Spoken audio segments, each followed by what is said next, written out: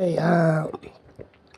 jerk, solving for jerk acceleration using integral calculus. So, kung kahapon is yung physics part, ngayon naman yung integral calculus part. So, pagsasamahin natin yung physics concept but we're using integral calculus to solve it.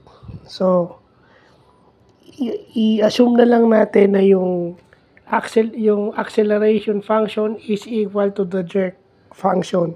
Yung AT is equal to JT. Yan.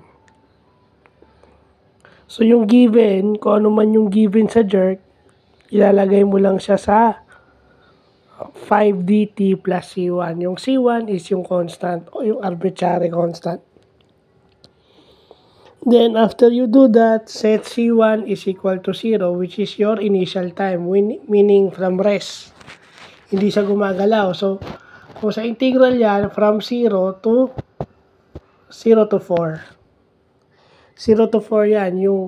Yung lower limit mo is 0, yung upper limit mo is 4. So, yan nakalagay.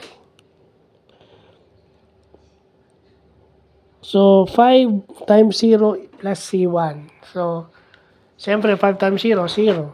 Plus C1. So, yung C1, para makuha mo yung acceleration function na yung given. Ayan, yung A at saka T, yung acceleration function mo.